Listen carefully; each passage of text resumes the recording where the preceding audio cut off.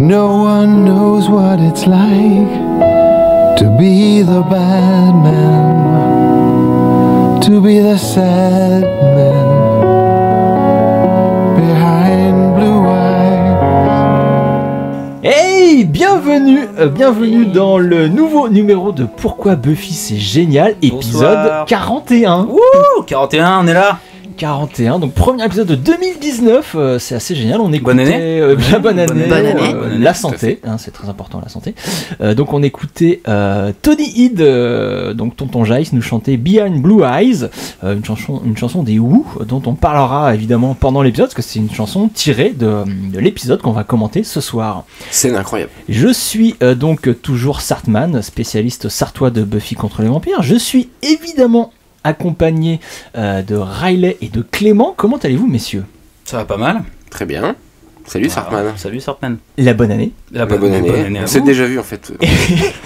Alors c'est quoi ce nouveau studio là? C'est l'argent du Tipeee qui a fonctionné? On va évidemment en parler. Si vous voulez me vanner autant que vous voulez, il n'y a aucun problème. Mais avant, on va accueillir notre invitée, Julie. Comment ça va, Julie ? Ça va très bien, merci. Merci pour l'invitation. Merci à toi d'être venue. Comme Riley l'a subtilement évoqué dans nos nouveaux studios. C'est pour ça qu'il n'y a pas de live officiel parce qu'on n'a pas internet. On n'a déjà pas. Mais à quoi ça sert Internet ? Ça marche encore Internet aujourd'hui ? Moi je pense que c'est sur fait Internet. La preuve. Voilà, moi je vais envoyer le podcast, je vais l'envoyer sur CD gravé aux gens. J'ai envie de faire ça. Si tu veux. Internet c'est terminé. Oui, donc 2019, pour la petite histoire, on a donc changé de lieu géographique, on enregistre dans un nouvel endroit. Pas-de-Calais. Et toujours à Paris, mais dans un endroit beaucoup plus intime, moins d'écho, moins d'espace aussi, mais une ambiance. Mais la bonne humeur par contre. C'est chaud, ça colle à l'épisode de ce soir. Voilà, beaucoup plus. On est un peu feutré. confinés les uns sur les autres. On va être super bien. Je pense que le podcast va gagner en qualité grâce à ce nouveau studio. Voilà. Sommaire, de quoi on va parler, Riley, ce soir ? Alors on va parler de sexe. Ah, Voilà. Très Je crois que intéressant. c'est tout. Et en 90%, le podcast. Voilà, sera donc en consacré fait au sexe. on va parler de l'épisode Where the Wild Things Are, hein, avec donc en VF, on n'a même pas noté le nom. Mais alors, la en VF, maison hantée. c'est ça. La maison hantée, ah hantée. oui, c'est vrai, exact. Donc après, on va faire des gros bisous, on va voir une nouvelle rubrique, carrément, on est dingue. On va après donc parler de l'épisode, on va parler des couples, on va parler de sexe, ça je l'ai déjà dit. Je crois qu'on va parler des livres pour enfants aussi. On va parler de mise en scène, on va parler de montage, et je crois qu'on va parler de sexe. De sexe. aussi. C'est ce que j'allais dire, t'as oublié de dire qu'on allait parler de sexe. Voilà. D'accord. Par Ouais. contre, attends, excusez-moi. Est-ce qu'on va parler de sexe ? Oui, alors il me D'accord. semble que c'est Légèrement. le programme. C'est pour ça qu'on Ok. on commence plus tôt que d'habitude. C'est vrai que c'est un peu. On aurait dû faire ça. Bon, bref. Un peu plus Il tard. est 19h. Ça va. Ensuite, ce sera la rubrique de l'invité avec Julie. Ça sera cool. Ça sera cool, j'espère bien. Goten est là aussi, il nous dit du sexe, oui. Ah, il a entendu, il s'est connecté directement. C'est un mot magique, peut-être si on dit Et- sexe tous ensemble, peut-être que les gens vont se connecter On est d'un en train coup, de quoi. gagner des viewers, un maximum. Mais Depuis c'est qu'on sûr, dit sexe. sexe. Ah, maintenant qu'on a votre attention, écoutez bien. Buffy, Donc c'est juste génial. avant de faire la rubrique Si t'aimes Buffy, tu vas aimer ça, on parlera de sexe évidemment. Et après, c'est tout. Après, on rentre chez nous, je crois. Pardon, ouais, je suis complètement fan de ce nouveau mode de chat là, chat Facebook. J'adore, j'arrête pas de lire vos commentaires, c'est super. Oui, mais je vous rappelle, le rappelle le principe du podcast hein, pour ceux qui nous découvriraient à l'instant. Nous faisons des commentaires audio d'un épisode de Buffy contre les vampires que nous regardons en direct pour mieux comprendre la série et l'apprécier évidemment. À sa juste valeur. Tout à fait. Le podcast existe partout sur les internets, mais si jamais il n'est pas dans votre application de podcast préférée, bah vous nous le dites et on y remédie immédiatement. Il y a quelques semaines, quelques mois, on a appris que on n'était pas sur Spotify, c'était un scandale. Ouais, oui. On a fait un procès, fait la petite démarche et maintenant nous sommes sur Spotify. Bah voilà, faut pas hésiter à nous prévenir et on rajoute où il faut. La vidéo existe elle sur Dailymotion. Et de toute façon, si vous voulez trouver tous les liens, vous allez sur le site pourquoibuffyc'estgénial.wordpress.com, Comme tout attaché, sans accent. Et vous pouvez aussi nous retrouver en passant par nos sites partenaires Buffy Angel Show et groupe13.fr.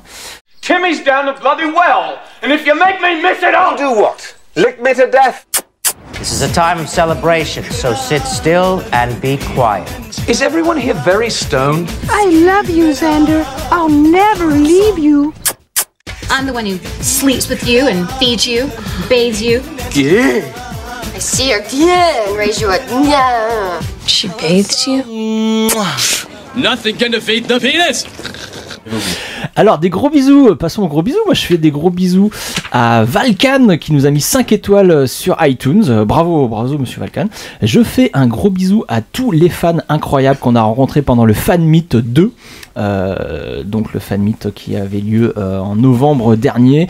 On va évidemment en oublier, mais on peut citer Big M, Fabrice, Tony, Sabani, Ingrid, Nat, Jimmy, Aline, la team CloudScon, Hugo, Agathe, Jimmy, sans oublier Dan et les guests Matt, Larry, Amber, Christine.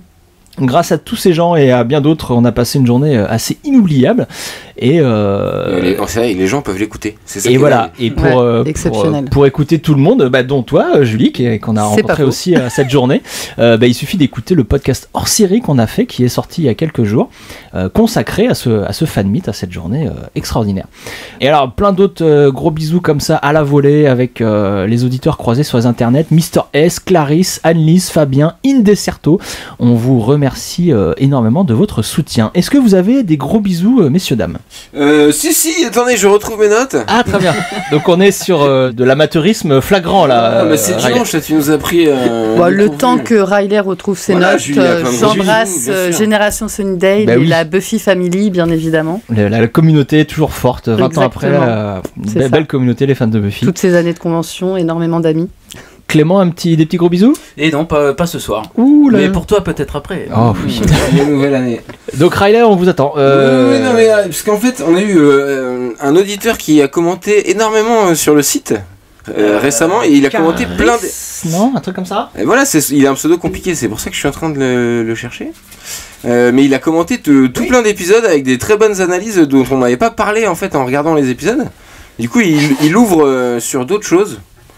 Enfin, sur d'autres thématiques, et ça fait plaisir. Ça méritait un gros bisou. Mais je crois que c'est Caris quelque chose. C'est Caris? Non, c'est QS Quarry. Je crois que les gens veulent passer immédiatement à la nouvelle rubrique, hein. Non? On peut carrément lancer la nouvelle rubrique. Parce que, sachez-le, il y a 2019, attention, nouvelle année, nouvelle rubrique dans Pourquoi Buffy c'est génial. Et donc, qui dit nouvelle rubrique, dit nouveau jingle. The world's gonna want to know about Buffy. You had sex with Giles? Does he mention the cheerleaders? Because we were on. Twice? Hey, Jonathan, over here. Quick photo, please. Shot. Another one? Couple more. What's the prophecy? 5 people have died. In a car crash. Murder? What murder? You're not here about the review? God, doesn't anyone write in to praise the cheerleaders? Plutôt cool. Donc oui, nouvelle rubrique actu. Alors je vous explique. Actu, carrément. C'est la donc rubrique on fait de l'actu maintenant. C'est 2019, c'est la révolution, gars. Tout change. Donc une rubrique dans laquelle notre journaliste d'investigation vous donne toutes les infos sur les événements, les publications, les tournages, bref tout ce qui touche à l'actualité de la série plus de 20 ans après le premier épisode. Donc là il y avait pas mal de boulot puisque notre dernier podcast remontait à octobre 2018. Là notre reporter de l'extrême va vous résumer toute l'actu de Buffy en quelques minutes. Le reporter c'est bien évidemment Big M en direct du Grand Est de la France. Big up à Big M. Donc qui est maintenant officiellement le 4e membre de Pourquoi Buffy c'est génial. On écoute tout de suite sa rubrique. Hey, salut à tous, salut chers auditeurs, c'est Big M et bienvenue dans cette toute nouvelle rubrique de Pourquoi Buffy c'est génial, dans laquelle je vais vous parler de toutes sortes d'actualités autour de notre série préférée. On commence donc avec une actu autour des conventions. En effet, le premier week-end de décembre 2018 avait lieu le Toulouse Game Show, qui accueillait plusieurs acteurs de Buffy que sont Charisma Carpenter, Nicholas Brandon, et une exclusivité en France, et pour mon plus grand bonheur, Alyson Hannigan. C'était donc l'occasion d'échanger avec eux lors de séances de dédicaces, vous pouviez prendre des photos avec eux, assister à des conférences, et si vous faisiez partie des plus chanceux, assister à un petit meet and greet en comité restreint. Mais ce n'était pas tout niveau invité Buffy, car il y avait également Christophe Beck, compositeur officiel pour la série de la saison 2 à la saison 4. Pour ceux et celles qui désireraient découvrir quelques images de ce salon, n'hésitez pas à aller faire un tour sur ma chaîne YouTube, on vous met le lien en description de l'article de ce podcast, dans lequel vous aurez droit à un petit résumé de cet événement et un petit vlog.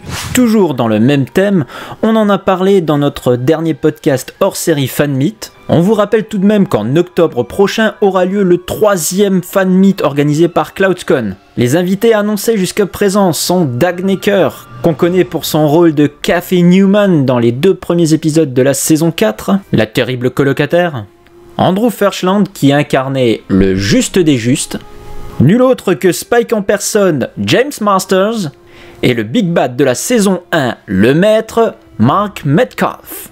Et pour le moment, nous ne sommes pas à l'abri d'avoir d'autres annonces. Du côté de nos acteurs fétiches et de leur carrière actuelle, je désire vous parler tout d'abord d'Eliza Dushku, qui avait jusqu'il y a peu un rôle dans la série Bull sur CBS, aux côtés de Michael Weatherly, comédien connu pour des séries comme Dark Angel ou NCIS. Eliza s'est vue contrainte de se retirer de la série contre rémunération, car en effet elle s'était plainte de harcèlement sexuel par son collègue Michael Weatherly. Ce dernier a fini par s'excuser, mais ce qui n'a pas retenu Eliza. Et tandis que Sarah Michelle Gellar fera bientôt son retour sur le petit écran dans une série produite par Ellen DeGeneres, intitulée Sometimes I Lie, Alyson Hannigan, quant à elle, a récemment terminé le tournage de 2 nouveaux films. You Might Be the Killer, qui se traduit donc par Il se pourrait que tu sois le tueur, aux côtés d'un autre acteur que les fans de Whedon connaissent bien, Frank Kranz, que l'on a vu entre autres dans La cabane dans les bois et la série Dollhouse avec Eliza Dushku. Et à partir du 15 février prochain sera diffusé le téléfilm Kim Possible, basé sur la série animée du même nom. Dans ce long métrage Disney Channel, on retrouvera Alyson Hannigan dans le rôle de la maman du personnage principal. Depuis le 23 janvier, nos amis américains peuvent lire le premier numéro du reboot des comics de Buffy. Oui, j'ai bien dit reboot. Maintenant que la série s'est achevée du côté de Dark Horse Comics avec la saison 12, Buffy revient chez Boom Studios. Et ça sous forme de reboot, une Buffy un peu plus moderne. Du coup, par exemple, dès le départ, on aura le droit au personnage de Robin Hood, sauf que là, il n'est pas le directeur de l'établissement, mais un joueur de l'équipe de football de Sunnydale, et plus jeune que le personnage d'origine.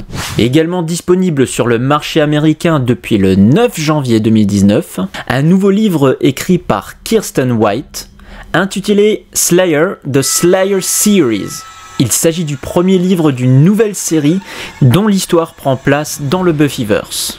Et pour finir, Paris Manga et Sci-Fi Show accueilleront prochainement James Masters, Amber Benson et notre tonton Giles, Anthony Head, ce qui est quand même assez exceptionnel. Le salon se déroulera les 16 et 17 février 2019 à Porte de Versailles à Paris. Voilà, c'est tout pour ce numéro. Je redonne la parole à mes très chers collègues Riley, Clément et Sartman. Super première rubrique de Begam, hein, il a fait le job. Donc voilà, il vous a résumé toute l'actualité de Buffy, les conventions, les tournages, toutes ces choses-là. Il reviendra à chaque nouveau numéro. Cool. De Pourquoi Buffy c'est génial. Voilà, comme ça on a pu s'occuper de l'actu vu qu'on est nul en actu. Et puis pendant le podcast, pendant l'enregistrement, ça nous fait genre une petite pause. Et ça fait une petite pause. On a pu manger des tomates cerises, des trucs comme ça. C'était impeccable. Tout de suite, on va passer au gros morceau de ce numéro, qui est bien évidemment l'épisode du jour.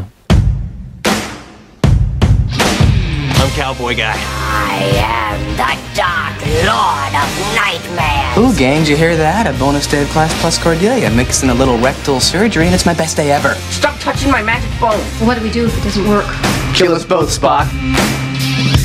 I swear, one of these times you're gonna wake up in a coma. Wake up in a... Oh, never mind. Donc l'épisode du jour s'appelle Where the Wild Things Are, la maison hantée en VF. Alors tout de suite on va parler du titre. Le titre est une référence au livre très connu de Maurice Sendak, sorti en 1963. Oui, tu connais plus le titre français, Clément, peut-être? Bien sûr, mais évidemment. Qui est Max et les Maxi-Monstres, donc un livre pour enfants illustré. C'est une espèce de conte très très très court, mais avec de très beaux dessins. Donc c'est un livre culte aux États-Unis. qui a notamment été adapté en film en 2009 par Spike Jonze. Donc pour expliquer la référence, moi j'ai tenté de trouver pourquoi ce livre était cité dans le titre de cet épisode qui donc n'a rien à voir, parce que c'est des gens qui font du sexe alors que Max et Max Simon, c'est un livre pour enfants où il n'y a personne qui fait du sexe. Moi j'ai pas lu la même version. Donc non, moi je me suis dit que peut-être, dans le livre, Max croit être un monstre, ce costume en monstre, il agit comme un monstre, mais c'est seulement une fois qu'il est confronté à de vrais monstres qu'il se rend compte que finalement être monstre, c'est pas si ouf que ça. Donc c'est une morale classique de conte pour enfants et on retrouve aussi le détail de la chambre qui devient une forêt luxuriante. Alors, dans l'épisode on a des plantes qui arrivent dans la maison hantée. À la limite, tu l'as là le rapport. Je me suis dit qu'il y avait peut-être un rapport entre la bestialité, la monstruosité, je sais pas, et finalement le côté l'inconvénient qu'il peut y avoir à être trop bestial ou trop monstrueux, je ne sais pas. Bestial au lit, peut-être. Bestial au lit peut-être. Et aussi The Wild Things, l'expression les choses sauvages, sales, voilà. C'est aussi comme ça que les gens coincés du cul parlent du sexe en fait. Donc The Wild Things, c'est aussi les choses sexuelles pour les gens un peu coincés. Et alors le titre français, La Maison Hantée, ils se sont moins pris la tête. Alors là, j'ai aucune explication. Par contre, je sais absolument pas pourquoi. T'as pas de source. Comme toutes les traductions, de toute façon, VO, VF, en général, ça n'a rien à voir. Ouais, on est un peu très rare. Là, ça a vraiment rien à voir. Il y a une maison. Elle est hantée, mais on l'appelle la maison hantée. Voilà, c'est facile. Donc Where the Wild Things Are est l'épisode 18 de la saison 4. Il a été diffusé pour la première fois le 25 avril 2000. Il est écrit par Tracy Forbes, qui avait déjà écrit Beer Bad. Voilà. Le fameux. Ça explique peut-être des choses dans cette épisode. Ceci explique peut-être. Et Where the Wild Things Are est son dernier épisode de Buffy. Après, elle en fera pas d'autres. Bizarrement. Bon, on en reparlera, mais bon, entre nous, c'est pas le meilleur épisode de la série. C'est pas faux. Alors, Julie a une confidence à nous faire tout de suite. Oui, il fait partie de mes 3 épisodes que j'affectionne le moins, malheureusement. Donc on s'est dit, on va inviter Julie. Voilà, mais qui sait, peut-être qu'avec ce podcast, je vais peut-être changer d'avis. C'est le but. On va tout donner, en tout cas, on va tout donner pour te faire changer d'avis. J'attends ça avec impatience. Et l'épisode a été réalisé par David Solomon, donc on a déjà évoqué, je crois qu'on a déjà commenté des épisodes qu'il a réalisés. Il a réalisé, on a même déjà fait cette vanne, j'en suis quasi certain. Il a réalisé 19 épisodes de Buffy, c'est ça, Riley? Tout à fait, il a réalisé 19 épisodes de Buffy, donc c'est un professionnel. Est-ce qu'on a un petit pitch, Riley, de cet épisode? Riley, est-ce que t'as un pitch? J'ai préparé un petit pitch. Même en 2019, Riley prépare. Alors, rappelez-vous, Riley est dans la série à ce moment-là, saison 4, et donc tout va bien entre Buffy et moi à cette époque. Ouais. On est chaud comme la braise et donc comme tout va bien je décide d'organiser une petite fête. C'est ouais je me rappelle, j'ai eu l'invitation. Ouais. Et alors c'est une petite fête au-dessus de ma base secrète dans la maison qui est juste au-dessus de ma base secrète. Bon voilà. T'es un peu con, il est quand même des fois. Oui sauf que je pouvais pas savoir. Il y a 30 ans il y a eu des meurtres, des trucs pas cool dans cette maison. Ça tu savais pas. Et la maison devient folle et donc les invités sont attaqués ou pas parce que en même temps elle fait du bien aux invités, vous allez voir.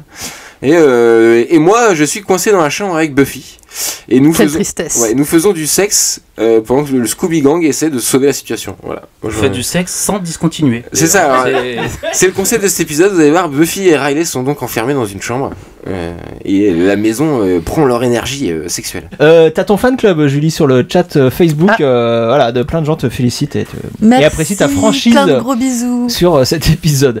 Bon, est-ce qu'on est prêt à lancer l'épisode? On a bien compris l'histoire grâce au pitch génial de Riley. on est bien. Non, mais tu m'as saboté mon conducteur, pardon. Pas de sabotage du tout. Je vais aller vérifier après le podcast parce que là j'ai pas le temps. Il va dire tôt. Chez vous, munissez-vous de votre télécommande, munissez-vous de votre souris, de votre Google Home, de tout ce que vous voulez, de votre téléphone, de votre tablette. Je sais pas comment vous regardez Buffy chez vous, mais munissez-vous en tout cas. Il faut se munir. Et se protéger. Et on va lancer l'épisode dans 3, 2, 1. Et attention, suspense, qu'est-ce que tu me fais? Top, c'est parti. Et voilà, Previously qui commence. Le Previously qui nous donne dès le début, dès le tout premier plan, même le thème de l'épisode qui nous saute aux yeux comme le corps dénudé d'Anya saute à l'assaut de Xander. Le thème de cet épisode sera le sexe. Bande de salaces. C'est pas bien. Mais pas que. Voilà, on est sur des couples là. Quand même. Parce que moi j'en fais des caisses, comme d'hab, dès qu'il est question de cul. Mais en vrai, le Previously parle surtout beaucoup des relations de couple, et justement de comment définir les relations entre deux personnes qui s'apprécient et passent du temps ensemble, autrement que par leur rapprochement physique. C'est la difficulté à laquelle font face les 3 couples principaux de la série à ce moment-là, Anya Xander, Tara Willow et Buffy Riley. Buffy Riley qu'on découvre là dans la toute première scène de l'épisode, de nuit dans un cimetière en train de se battre, du très très classique chez Buffy, sauf que dès la première réplique, on va avoir là encore la thématique de l'épisode. Buffy va lancer un You get fang, I'll get horny, qu'on peut traduire par tu prends celui avec les crocs, je prends celui avec les cornes. Sauf que, jeu de mots incroyable, horny en anglais signifie aussi être excité sexuellement. Donc Buffy fait très clairement un lien entre la baston contre les démons et le plaisir sexuel qu'ils procurent. Et là, on va le voir dans leur jeu après la baston. Bien qu'il ne passe pas du tout en VF, bien évidemment. Oui, alors je sais même plus ce que disait la VF de cette scène, mais elle lui dit tu prends le vampire, je prends le démon, comme tu veux. Voilà, on est resté sur le premier degré, quoi. Et exactement. On en a oublié le second. Et la mise en scène insistait bien aussi sur les regards entre eux. En fait, là, Buffy, en regardant Riley se battre, ça elle est excitée, elle hésite. Lui, pareil, quoi. Elle hésite à venir à son secours, tellement elle aime le voir combattre, le voir dans l'action.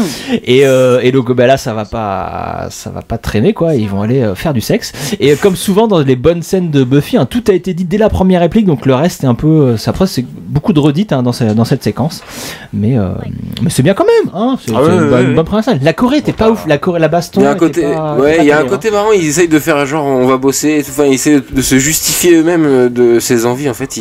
Oui, genre on parlera à Jace demain, c'est pas pressé. Un côté scolaire un peu, c'est marrant. Pour finalement y aller. Ou caché, peut-être. Alors que tout le monde sait qu'ils sont ensemble. Oui, mais il y a un peu le désir dans le couple, tu vois, il y a oui, non, bien sûr. Voilà, là, on n'est pas on se jette pas dessus, on en parle avec des métaphores. Le sexe restait encore tabou, donc on se le dit pas clairement, mais on sait qu'on va le faire. Voilà.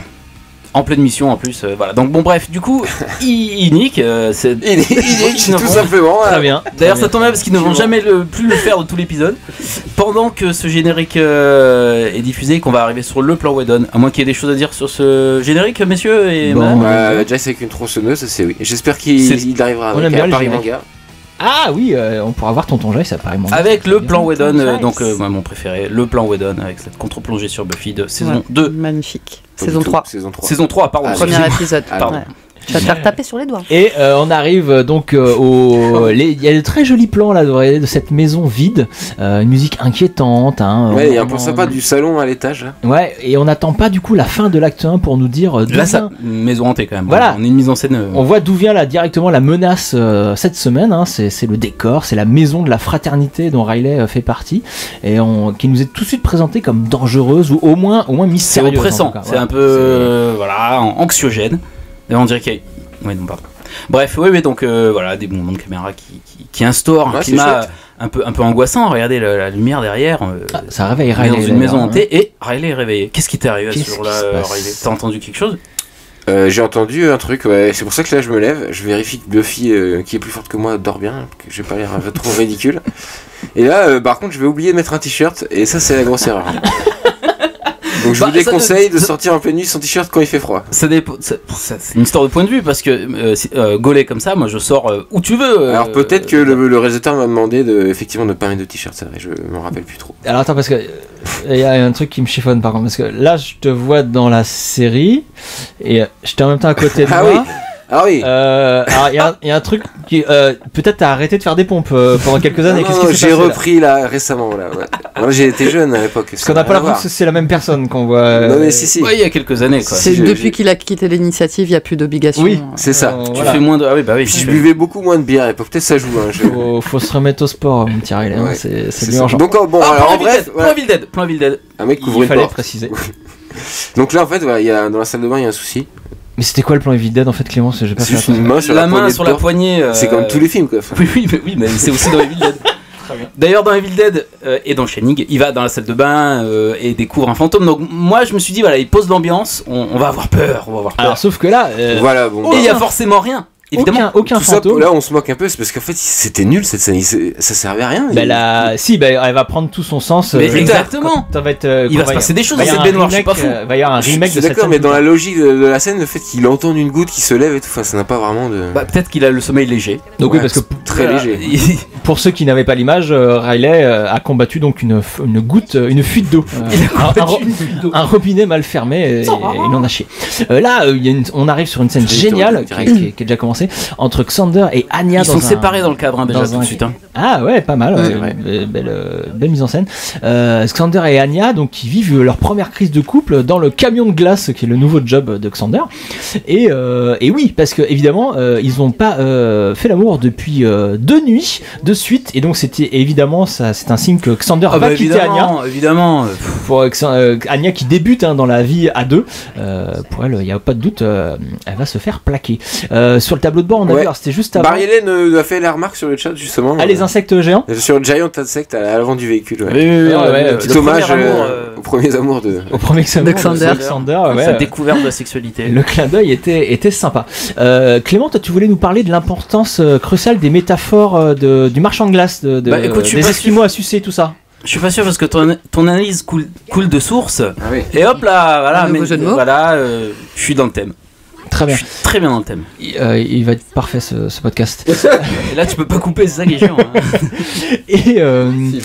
Et donc, oui, alors voilà, et surtout, donc voilà, Xander et Anya sont en train d'avoir une conversation extrêmement intime, extrêmement même interdit aux mineurs, on peut dire, parce que ça parle ouvertement de sexe. Et là, on parle de couple, là pour le coup, on parle pas que de sexe, c'est aussi une embrouille de couple à la con. Quoi, t'as plus envie de moi et tout, alors qu'en fait, si. Ouais, même si Anya découvre. Et là, gag, parce que voilà, le couple ne doit pas être défini par ses rapports physiques uniquement. Et là, gag génial. À la fin de la scène, on voit que toute cette discussion très très très intime se faisait depuis le début sous le regard choqué d'enfants et de parents venus acheter des Esquimaux à sucer.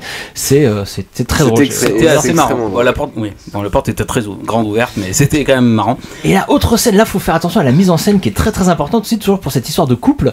On voit qu'il y a 2 couples. Il y a il y a Buffy, Riley d'un côté et Tara ou Willow de l'autre.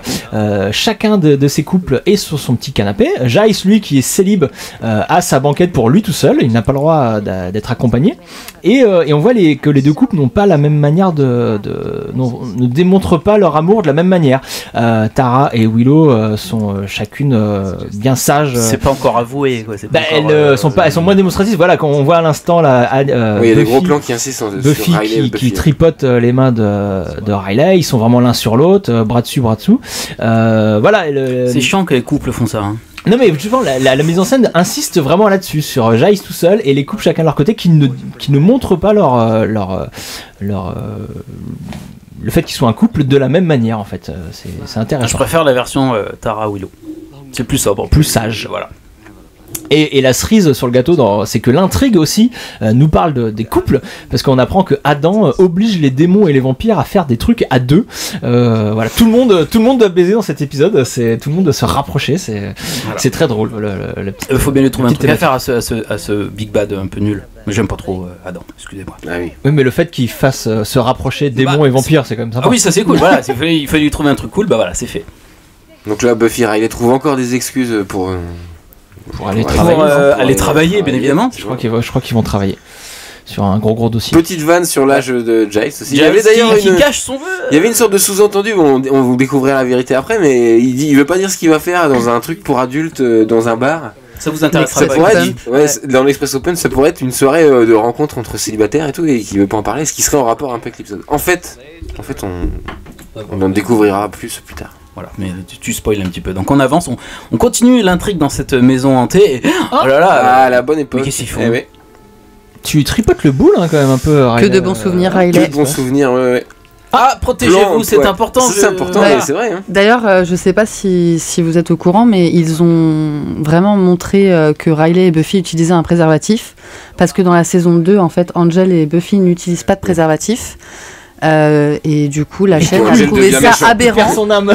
Voilà, sauf que Joss Whedon trouvait ça quand même ridicule qu'un vampire de 245 ans mette un préservatif. Donc voilà, mais du coup la chaîne a obligé ce plan sur les préservatifs. Mais c'est bien en même temps de oui. Bien sûr, ça y a pas de souci. D'éduquer les jeunes. Oui, quand on baise, on met des capotes. Enfin, c'est. Sortez couverts. Non, mais c'est. On ne le dira jamais assez. Il y a priorité de direct, il y a un montage assez efficace en parallèle entre Buffy et Riley qui couchent ensemble et le feu et le pauvre qui une éjac faciale de la maison. Une éjaculation. Non, là je trouve que vous allez un petit peu loin les gars sur la métaphore. C'est une éjaculation de feu. On est d'accord. Plus le plaisir grandit. Moi j'ai pensé plus à l'orgasme féminin pour le coup. Pardon de revenir à ça, mais parce que ça les orgasmes féminins te brûlent. Ah moi beaucoup. Ah oui, je suis allergique à ça en fait. C'est tout de suite je pars en hurlant, c'est terrible. Non mais pour le coup voilà, enfin la brûlure, je pensais à il y a une scène dans Matrix où il y a un orgasme qui est simulé pareil par une explosion. Voilà, moi je pensais plus au plaisir féminin qu'à l'éjaculation faciale dont tu parlais. Cette flamme quand même ne laissez pas trop de place à l'imagination. Ah bah tu vois la mienne a galopé. Là on a loupé un jumpscare assez cool j'ai trouvé. On avait Anya toute seule dans une rue qui se fait surprendre par Spike qui maintenant qui a sa puce qui l'empêche de tuer les gens. Il est condamné à juste leur faire peur et donc ce jumpscare. C'est qu'il est un peu minable hein, c'est clair. Il est un peu pathétique. Non mais je l'aime beaucoup Spike. Mais là il est nul quoi. Et là c'est très drôle parce qu'on a du coup un rapprochement entre les deux personnages parce qu'il y a un parallèle entre eux, c'est les deux exclus de la société des étudiants fêtards. Voilà, ils peuvent pas aller à la soirée des étudiants parce que eux ils ont leur passé de démons dangereux, c'est leur point commun quoi. Et c'est pas si fréquent les séquences entre Anya et Spike. Alors que ils se ressemblent un peu. Ils vont quand même à un moment donné fricoter. En saison 6 il y aura un gros rapprochement mais je veux dire c'est que justement c'est parce qu'ils se ressemblent je trouve que les scènes l'un avec l'autre n'ont pas forcément d'intérêt, de grand intérêt. C'est mieux de les voir interagir avec des personnages complètement différents pour créer du conflit et des ruptures. Mais après même si leur rareté crée que là c'est des super moments de comédie dans cette parce que c'est rare effectivement. Donc là on est à la fête à la fraternité des Rileyos, hein, j'ai appelé comme ça. Est-ce qu'elle a un nom cette fraternité? On sait comment ça s'appelle? Je sais qu'ils sont dans la maison Lowell. On peut peut-être demander à Riley lui-même. Ah ouais. Alors j'avais trop bu là, je me souviens plus trop du nom de la fraternité. Et alors ce qui est important dans ces scènes c'est que donc Buffy et Riley sont chacun avec leur groupe d'amis respectifs mais ils en ont rien à carrer de ce que les amis disent. Ils se dévorent des yeux chacun et n'écoutent pas les amis hein. C'est intéressant, ça nous dit clairement quelle est la priorité de Buffy et de Riley en ce moment quoi. Pas trop. Et la maison n'a pas encore agi non voilà, là c'est du naturel là c'est. Enfin quoi que peut-être si. Si moi je me disais justement que ça commence à. Si je suis bête, il y a eu les flammes. Ah oui je suis bête, excusez-moi. Le charme agit quoi. Enfin je les sens pas possédés là. Ouais ils ont l'air d'être bien. Oui ça a l'air Non ils sont clairement pas. De toute façon la fin de l'épisode le dit quand ils sont ça devait être horrible. Ouais ils se regardent genre oui c'était horrible. La fin géniale. Les pauvres. Une suite de discussion Spike Anya là. Au bronze, un super plan, ils sont tous les deux. Génial. Là c'est cool quand même. Ouais. C'est cool de les avoir tous les deux. Et voilà, et on voit tout le parallèle. Et là, moi, ce que j'aime beaucoup, c'est que donc il y a une discussion sur leur perte de leur pouvoir démoniaque.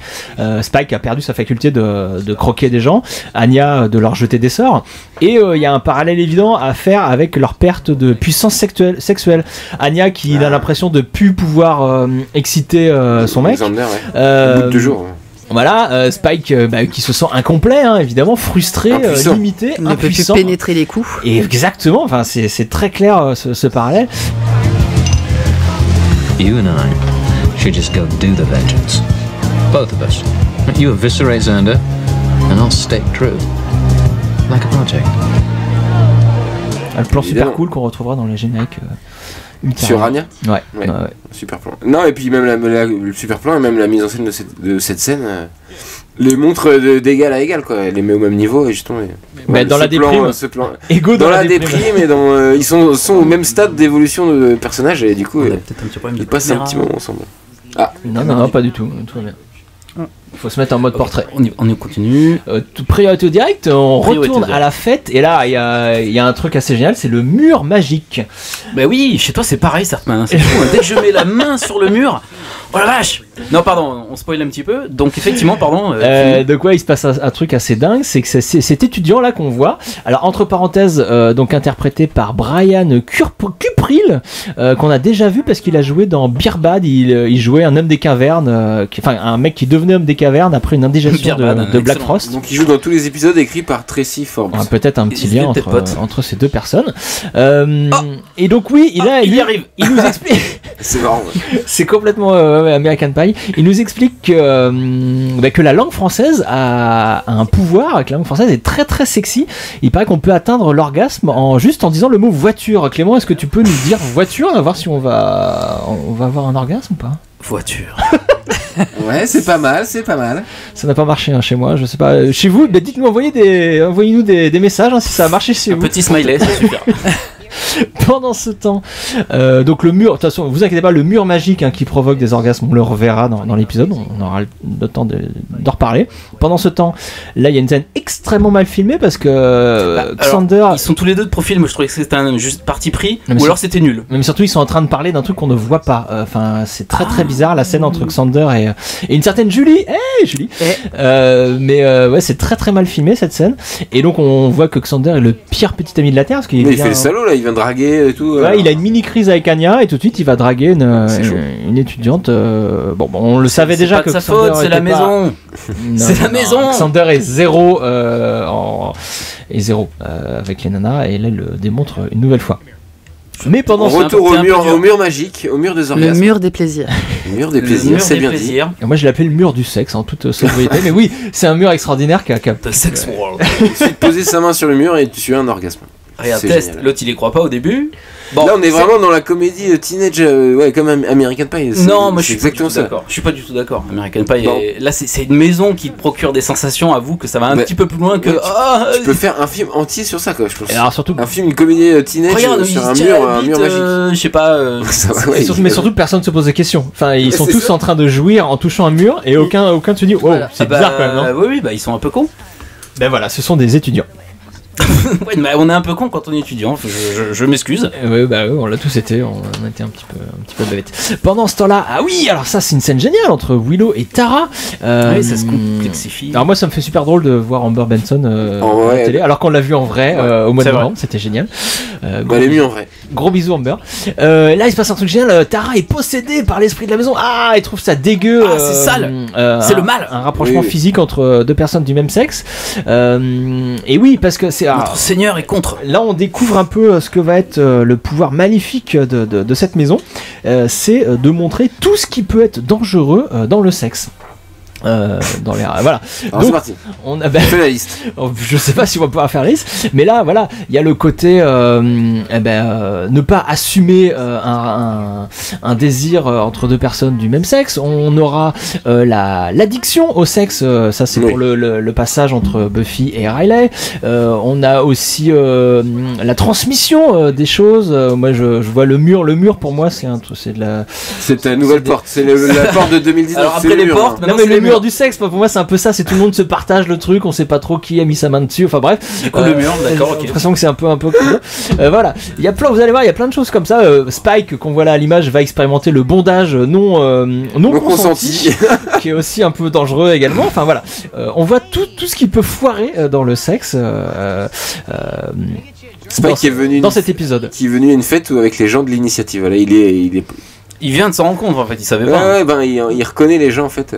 Ouais, on a loupé. Et surtout, il est mal, il est pas à l'aise. Et il décide de se. Il se rend compte que tous les gens sont bizarres. Bah oui, ils sont hypnotisés par le pouvoir du sexe, donc personne ne se rappelle que c'est le style 17. Voilà, ils sont trop occupés à draguer. Pendant ce temps-là, donc. On sent le début de soirée quand même, hein, c'est pas encore. Ouais, mais Xander et Anya continuent. On sent que l'épisode est très long quand même. Voilà, on rentre dans le sujet là. Attaquons dans l'art du coup, hein, voilà, vous aimez pas cet épisode, dites-le. Si, mais pas cette. C'est pas le meilleur de la série. Mais là, ce qui se passe entre eux est intéressant. Oui, c'est drôle. C'est une dispute de couple banale, mais un petit peu intéressante par rapport à quand on s'intéresse à Xander et à la relation qu'il a avec Anya, je sais pas. Voilà, ça devient plus compliqué maintenant que les choses sont sérieuses. C'est moins facile qu'avant, c'est moins rigolo. Forcément, la magie du début est terminée. Elle est un peu fanée. Donc voilà, leur couple n'est pas fini, mais je trouve que c'est une crise que tu es obligé de vivre dans un couple long. Alors du coup, après oui, effectivement, ils ont un comportement super facile d'aller baiser ailleurs sur un coup de tête, mais c'est une métaphore, on est d'accord, de la vie. C'est plus compliqué dans la vie réelle, mais ça peut aussi se passer quoi. Quand ton couple va mal, tu peux aller voir ailleurs pour le tester. D'accord, non, on en est là, mais c'est des choses qui se sont vues.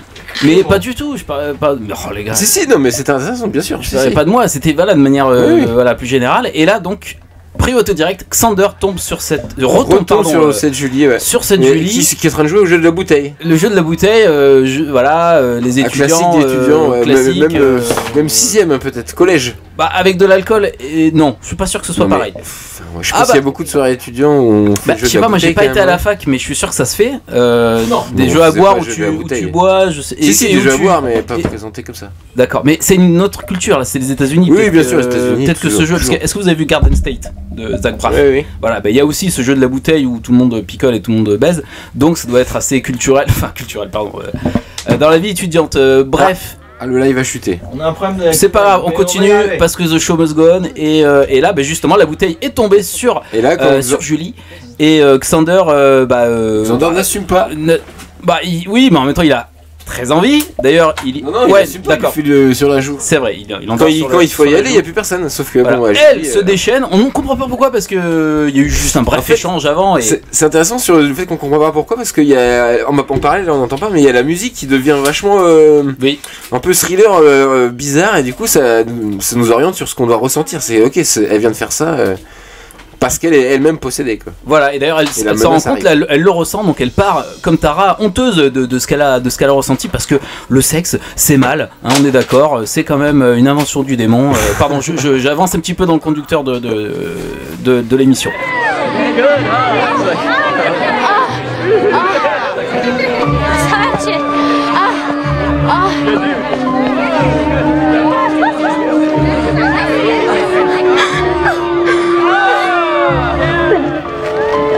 Hi, you okay? Julie?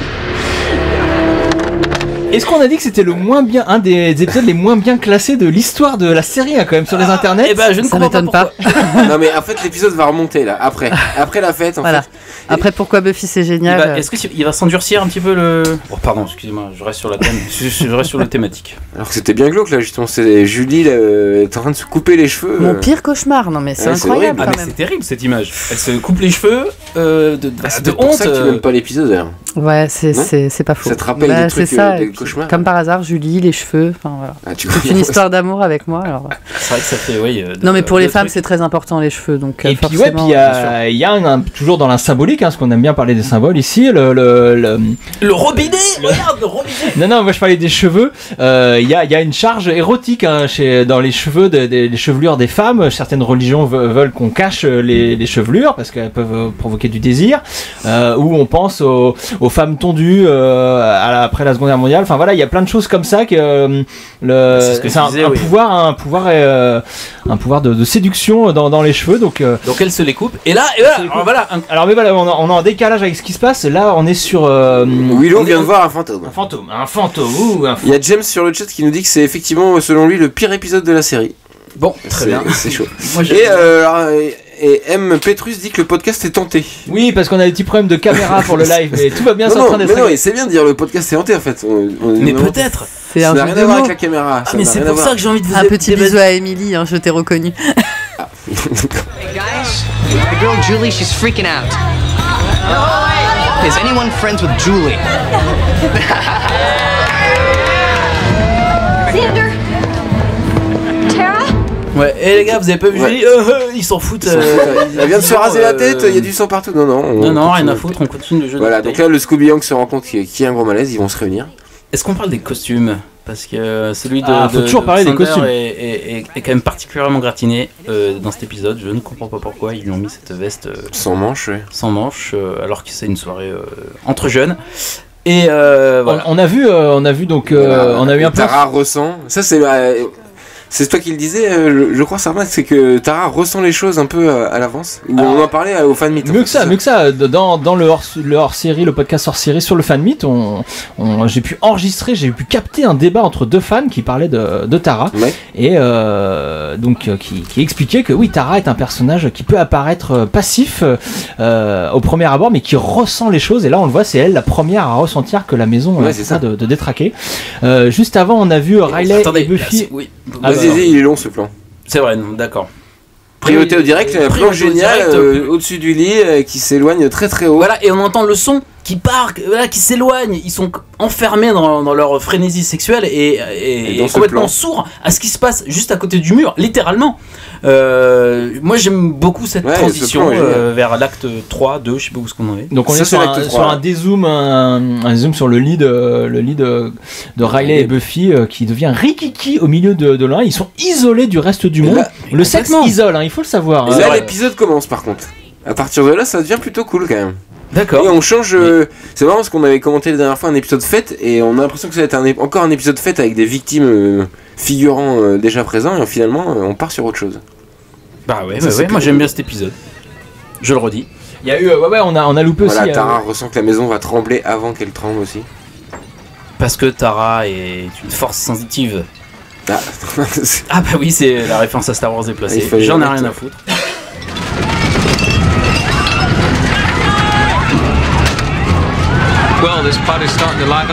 Là voilà, il y a le bondage qui arrive là, Spike. Non, j'avais pas demandé ça. Par contre, c'est pas la prestation qu'il avait demandé, mais voilà, il est Graham qui est au top de lui-même, je pense. Heureusement, Forrest vient l'aider. Là, c'est une scène où ça, je comprends pas trop cette scène. Graham est donc possédé. Forrest non, déjà, on sait pas trop pourquoi.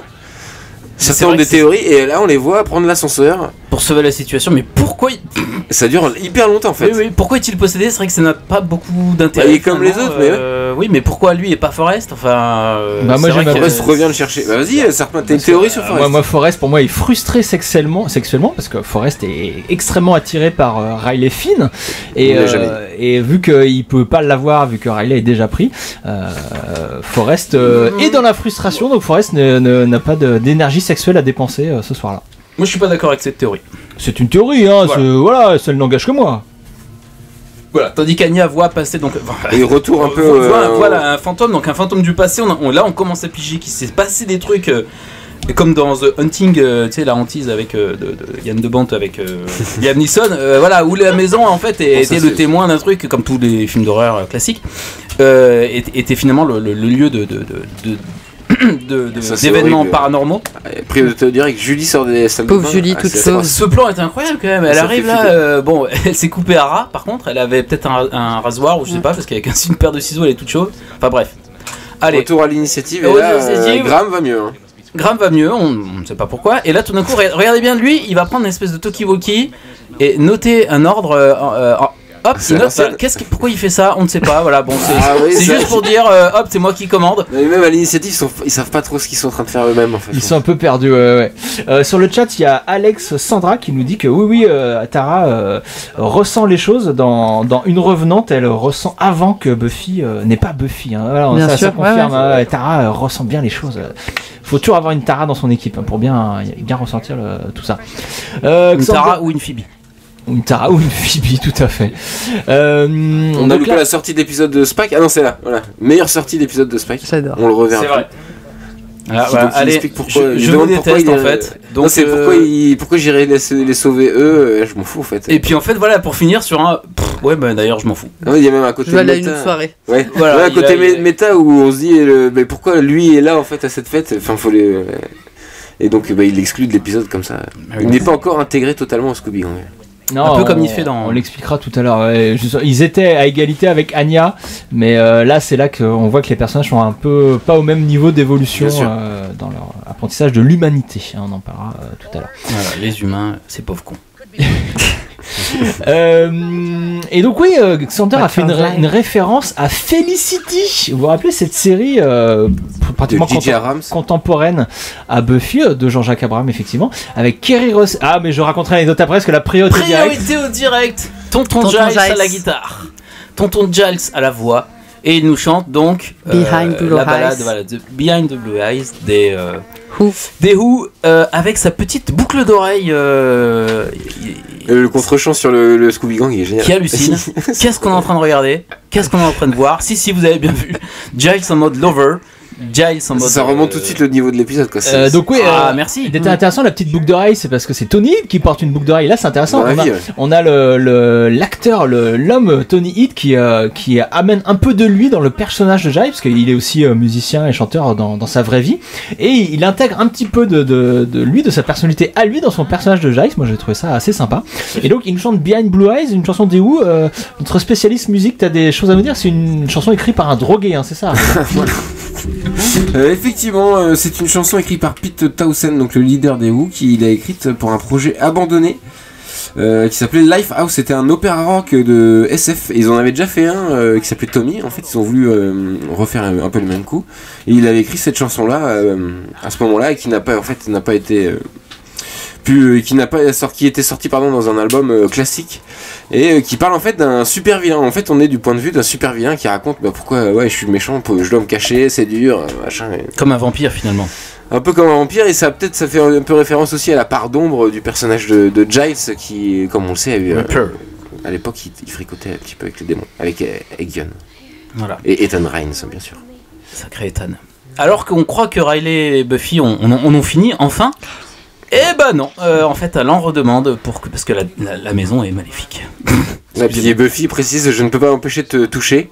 Enfin, ils sont clairement possédés. Ils sont possédés, ils sont excités par des forces surnaturelles. Donc là, comme aux belles heures de la bibliothèque du lycée, le Scooby Gang se réunit et fait des recherches dans une bibliothèque. Et comme dans les bons épisodes de saison 1, 2 ou 3, la cause du problème va être trouvée en 3 secondes dans un bouquin poussiéreux. Vous allez voir, ça va être... C'est quelle bibliothèque d'ailleurs? Je pense que c'est la bibliothèque de l'université. Ah ouais? Oui, je pense. Bah oui, c'est pas chez Giles, ça. Non. Voilà, donc ça peut être ça, ça peut être que ça, pardon. Ah oui, il remarque, c'est vrai que dans le décor, il y a les lampes typiques. Oui, des bibliothèques. Et on a vu que On a vu que cet épisode avait vraiment un pouvoir sur les gens, il rendait tout un peu sexuel, un peu sexy. Même Giles, même notre bibliothécaire anglais, est devenu sexy dans cet épisode. Hein, on l'a vu. Oui, c'est Willow qui le dit. Willow en parle. Ah ouais, je me rappelle que pourquoi voilà. Voilà, tout le monde devient sexy grâce dans cet épisode. Hein, c'est même Giles avec sa boucle d'oreille toujours. Voilà, et son coloré. Sa boucle d'oreille. J'aime bien cet épisode. On aime bien dans ton Giles. On aime beaucoup dans ton Giles, surtout quand il se lâche. Là, et dans l'épisode où il fricote avec la mère de Buffy, enfin voilà. Pound Candy, ouais. Voilà, toute cette partie-là de Giles, moi j'aime bien quand elle se découvre un petit peu. Pour ça qu'on l'adore. Donc là, ils ont retrouvé l'histoire, hein, il y a eu des meurtres, des tortures d'enfants plutôt, il y a 30 ans. Et ils découvrent que la tutrice ou la gardienne, je sais pas trop comment ils ont appelé ça, mais est toujours vivante. Et donc, pour une fois, ils vont pouvoir rencontrer.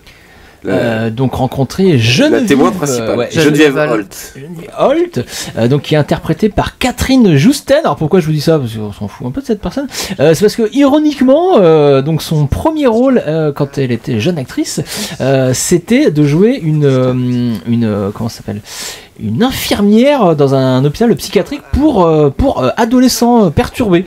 Voilà, la boucle est bouclée. En fin de carrière, elle joue pas mal. Une tarée qui a rendu fou des c'est pas une tarée. Elle écoutait Notre Seigneur, c'est ça. Qui l'a guidée dans le juste dans le droit chemin. Well, forgive me for asking this, but the children in your care, were any of them ever ill, or did anything ever happen to any of them? Well, some had the flu and such. No one died, if that's what you mean. The engraving on the middle says how good I was with the children. Là, cette conversation est marrante parce que donc... c'est génial, ça bascule complètement de la gentille grand-mère à la... En une réplique, moi j'aime bien cet épisode. Psychopathe. Et là, paf, on bascule. Ah oui, mais des fois ils étaient vilains. Oui, il a vu les quand ils se roulaient dans la boue. Ouais. Vous parlez pas de cette saleté-là. Et voilà, donc là on commence à flipper de plus en plus au fur et à mesure des répliques. Et puis pareil, la mise en scène appuie, la caméra se rapproche tout doucement de ce personnage. Ah oui, donc vous êtes tarés en fait, madame. Et vous remarquez que Tara et Willow ne sont pas là pour l'entretien avec la vieille dame. dame, je me suis dit que, enfin, ils ont dû se dire que venir réveiller une vieille catholique en pleine nuit par un couple de lesbiennes, c'était peut-être pas la meilleure chose à faire. Ouverte d'esprit comme elle est, ça m'étonnerait que ce soit. Je pense qu'ils ont peut-être dit ça, ou alors elles sont. Je pense c'est un truc de production, non? On n'a pas besoin de 2 autres personnages supplémentaires dans cette scène. Ça fait 2 cachets en moins. Il aurait fallu montrer aussi les réactions du coup de Willow et Tara qui apprennent ça. Ça aurait été intéressant, effectivement, ouais. Bien sûr, mais peut-être, je pense, que c'est juste des contraintes de tournage en fait qui font qu'elles sont pas là. C'est vrai que c'est pas très logique qu'elles soient pas dans cette scène, elles non plus. Bah non, elles sont où? On sait pas. Dans la maison, j'espère pas. Sam nous dit que l'actrice joue aussi dans Desperate Housewives. Oui, Madame Malkowski. Ah oui, je le savais. Ouais, c'est Madame Malkowski. Ah oui, exact. J'ai le souvenir, oui. C'est pour ça quand t'as dit en fin de carrière, je me suis dit pas vraiment fin de carrière parce qu'elle a aussi fait Desperate, mais. Eh ben si, ouais. Oui, je suis pas spécialiste de la carrière de cette personne. J'avoue, tu m'as démasqué. Moi non plus, je l'ai reconnu. Hein. Et là voilà, Giles est un espèce de justicier en disant mais non mais vous êtes complètement malade d'avoir traumatisé ses enfants. Attention. Il y en a qui sont morts quoi d'ailleurs, hein. C'est grave ce qui se passe. Donc non, mais cette scène est vraiment cool. Il y a un mini twist dans l'épisode. Et puis Alex.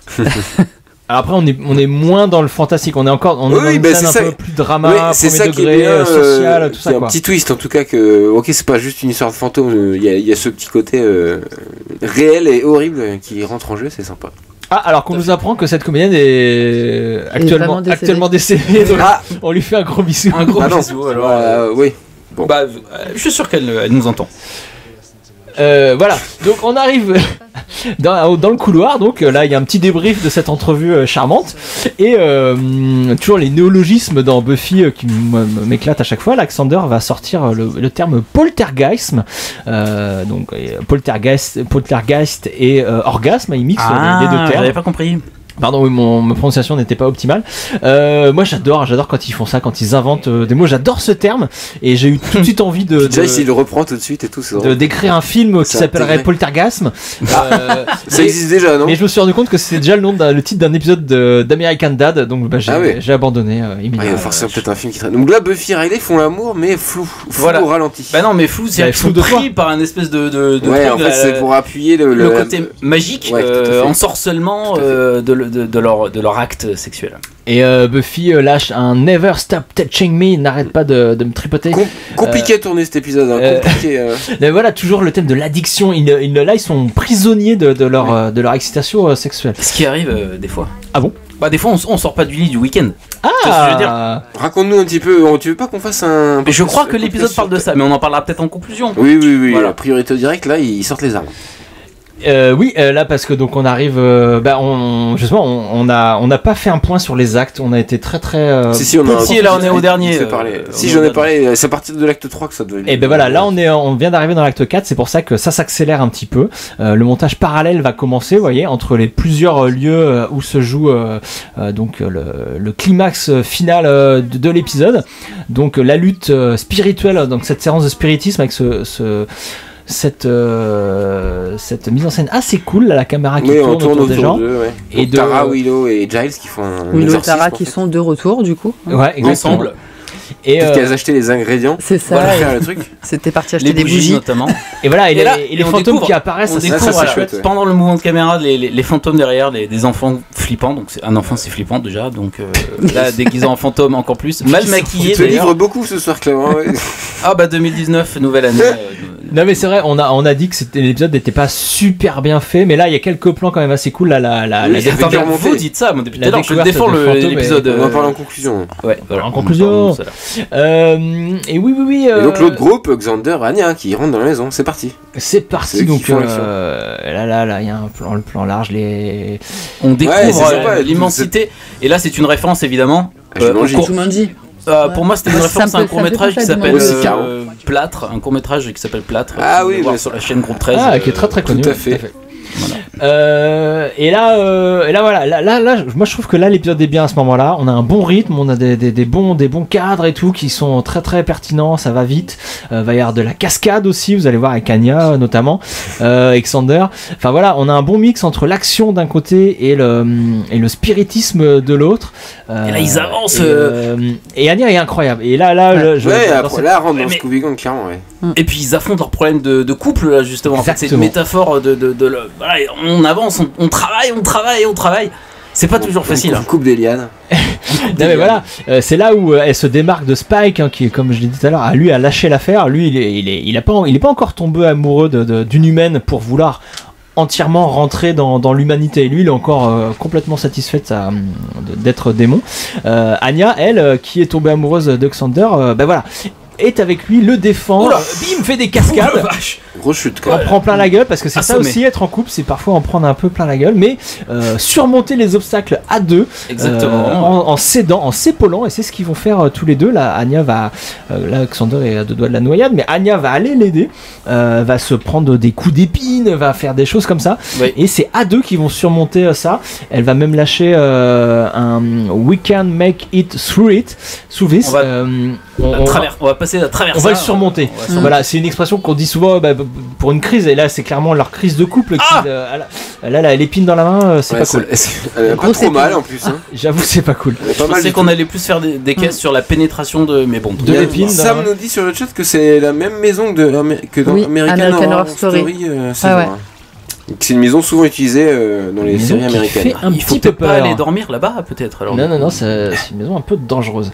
Mais voilà, et tous ces plans, regarde, ils sont là l'un à côté de l'autre, ils vont se prendre des... Bim, ils vont se prendre des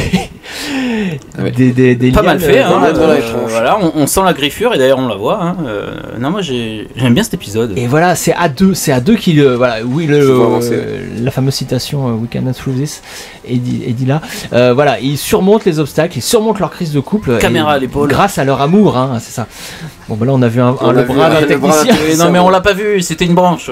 C'est parce que c'est le 16-9 du DVD qui nous a montré. Exactement, ça, voilà, c'était pas prévu. C'est une série en 4 tiers, nous rappelons. Et la porte, hein, la porte. Et voilà, et ils viennent de sauver la partie, quoi. Enfin, voilà. D'un coup, ouais.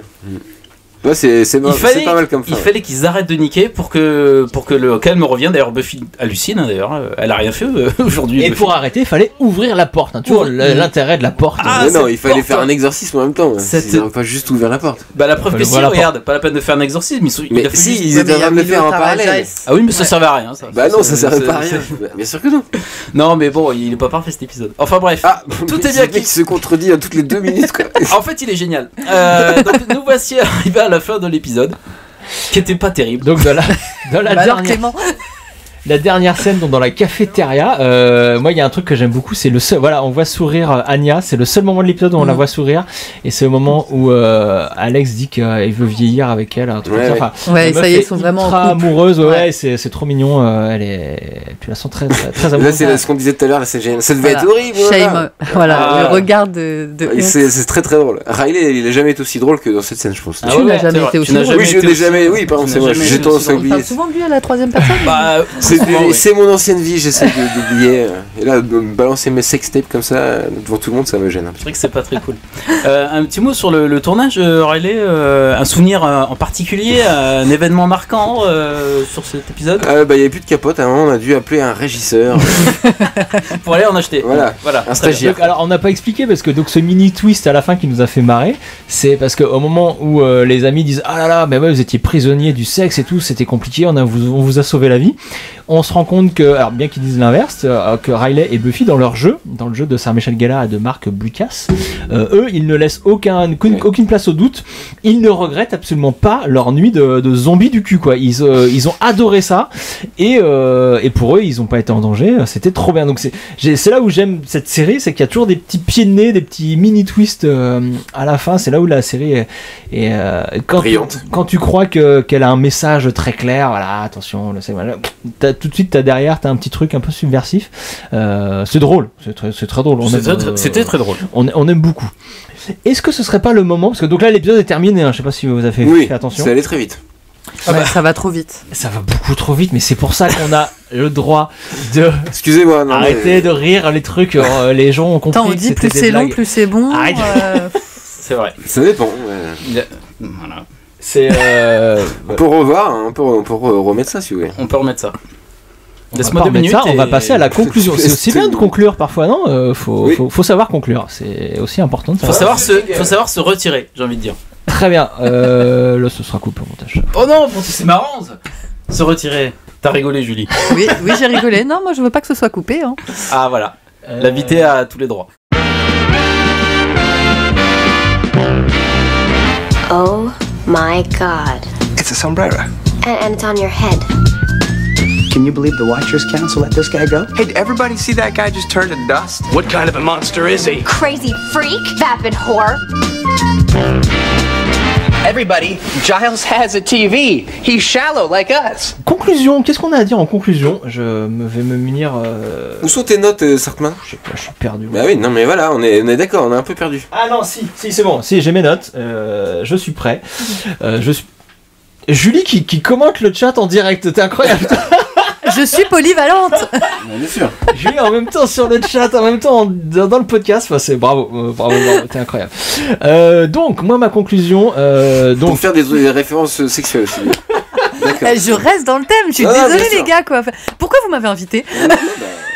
Les gens qui ne sont pas en direct, ils ratent plein de trucs. Hein. Ma conclusion. Alors oui, il faut que je parle d'un truc très important dans la conclusion, soyons sérieux, 3 secondes.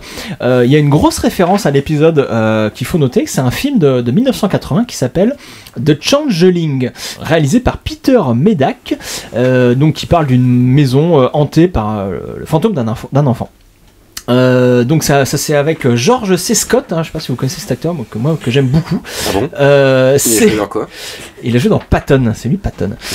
Et plein d'autres trucs très cool comme Hardcore aussi, un film très peu connu, Hardcore, qui est complètement génial. Bref, George C. Scott, un bon acteur. Et là donc il a le premier rôle dans ce film. Le pitch c'est quoi? C'est un type qui emménage dans une grande maison tout seul et qui se rend compte assez vite qu'il se passe des choses super bizarres dedans. Alors il n'y a pas toute la surcouche sexuelle donc qu'il y avait dans l'épisode de Buffy, ça c'est vraiment les scénaristes de la série qui ont rajouté ça. Mais pour tout ce qui est la maison hantée, le fantôme d'un gamin torturé, ça c'est exact, c'est dans ce film.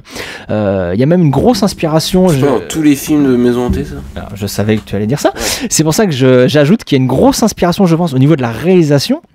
Parce que là on a carrément par exemple les plans de la maison vide la nuit, tout ça, on a ça dans le film, qui se finissent par un plan large pour te faire sursauter, pour faire une rupture de rythme, et on a surtout 2 scènes qui sont carrément du copier-coller entre le film et la série, comme par exemple la scène de la salle de bain, le personnage qui va dans la salle de bain à cause de bruit suspect et qui découvre un gamin noyé dans la baignoire, et ben il y a ça dans le film. Enfin, c'est complètement pompé sur le film, c'est une vraie référence. À pomper ou référence? Bonne question. Bah les deux, non? Ah bah non. C'est un hommage. C'est un hommage. On va dire que c'est un hommage. Et il y a également la séance de spiritisme qui nous rappelle beaucoup le film, sauf qu'elle est un petit peu mieux filmée quand même dans l'épisode de Buffy. Et je vous parle de ça parce que le film est au final pas terrible. Donc c'est pour ça que je vous ai listé les trucs qu'il fallait connaître. Pas le voir, du coup. Mais allez voir Patton. Allez plutôt voir Patton. Rien à voir donc. Parce que voilà, le film est pas dingue, mais il fallait le citer parce que c'est une vraie référence de cet épisode.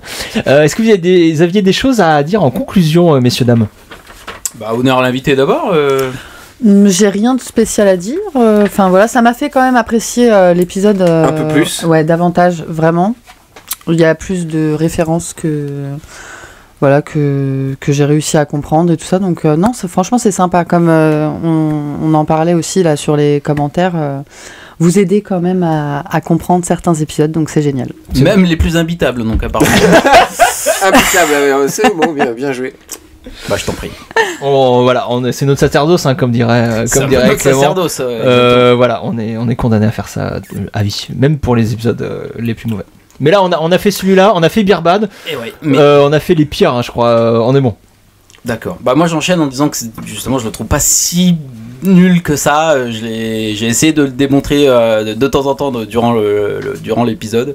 Je trouve que ça tombe pas du tout dans l'American Pie dont tu parlais, Riley. Au contraire, ça détourne ça plus intelligemment, j'ai envie de dire à la Buffy, quoi. C'est-à-dire heureusement, oui, d'accord, c'est le strict minimum, mais c'est pas affligeant de conneries sur le sexe et le couple. 2 choses compliquées quand même. On peut le dire.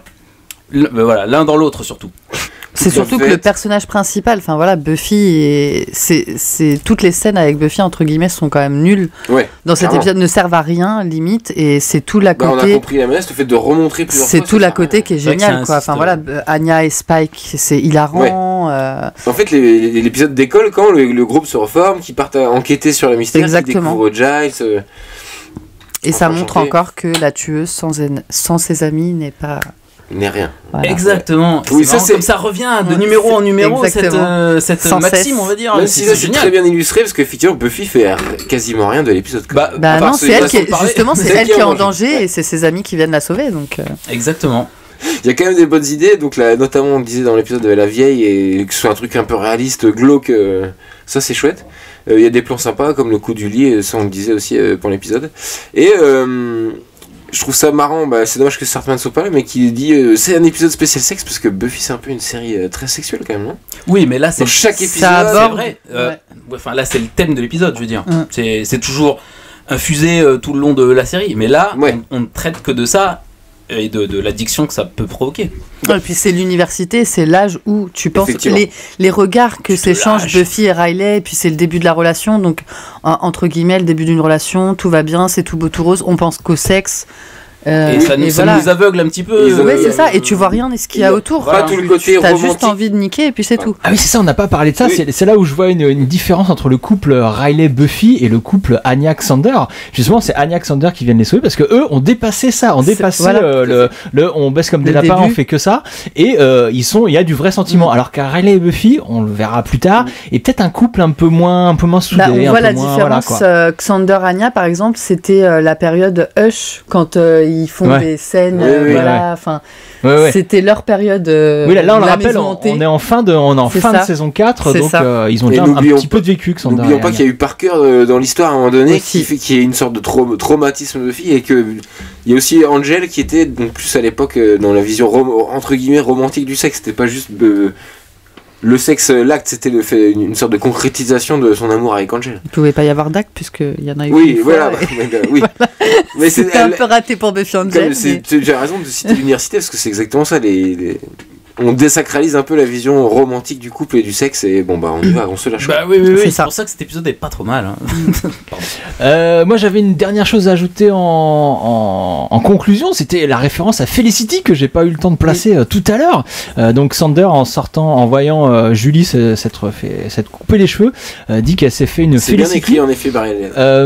Et oui, Felicity, donc c'était une série de romance un petit peu contemporaine de Buffy, interprétée avec notamment Kerry Russell, vous connaissez mon amour pour Kerry Russell, mais bref, elle jouait dans Felicity, et il y avait eu un scandale, c'est qu'elle s'était coupé les cheveux entre 2 saisons de la série, et on avait dit à l'époque qu'elle avait fait dans le dos des producteurs, et que après les audiences avaient chuté, c'était à cause de ça et tout, et on a su... Je regardais que pour les cheveux, clairement. Parce qu'elle avait une magnifique chevelure, Kerry Russell, et on a appris beaucoup plus tard que en fait c'était Jean-Jacques Abrams qui lui avait demandé de se couper les cheveux, que son personnage se coupe les cheveux pour affirmer autre chose, et voilà, et comme quoi un changement capillaire est toujours marque quelque chose, et c'est ça que Xander et qu'on reverra aussi avec Buffy dans la saison 6. Oui, exactement, Spike, boucle d'or.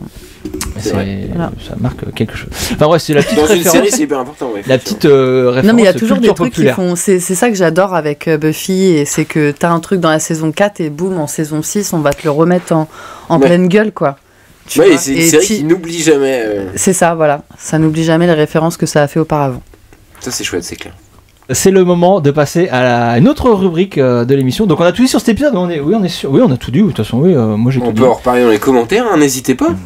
N'hésitez pas à nous donner votre avis et sur les réseaux sociaux. Faut pas hésiter. Nous, on va tout de suite passer à la rubrique de l'invité. On va parler de toi, Julie. Attention.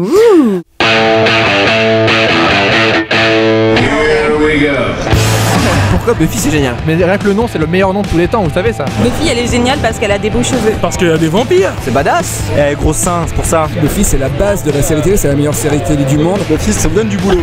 Buffy c'est génial. Et parce que le bronze c'est trop cool. Buffy was awesome. Julie, fan de Buffy, avant tout. Légèrement. J'ai connu la série il y a quelques temps. Tu as créé en 2012 le groupe Facebook Génération Sunnydale qui compte aujourd'hui plus de 1700 membres. C'est ça. Ça rigole pas. Donc un groupe ouvert à tous afin d'échanger sur les 2 séries fabuleuses, donc Buffy et Angel, j'imagine. Les 2 sont réunis, bien sûr. Ouais. Suivre l'actualité des acteurs, partager vos expériences et surtout organiser nos futures conventions et rencontres entre fans. Alors vite fait, qu'est-ce qui se passe sur ce groupe? Fais-nous rêver. Un peu de tout, on débat sur certains épisodes, certaines scènes, enfin voilà, il y a des épisodes comme Normal Again où bien évidemment on a beaucoup débattu, il y a les couples, Bangels, Buffy, Briley, enfin voilà tout ça. Alors, tous les défenseurs de Briley. Ça existe encore? Il y a des gens comme ça? Il y en a très peu. Hein. Ils doivent être 3 sur le groupe, peut-être 5. C'est nous 3, je pense. Mais voilà, ouais, non, il y en a quand même. Hein. Il y a quand même des adorateurs des Briley. Donc voilà, une petite pensée pour vous. Hein. On vous oublie pas. Mais donc, ouais, non, franchement, c'est vraiment libre sur le groupe. On peut tout partager. On parle aussi de l'actualité des acteurs encore en temps réel, entre guillemets.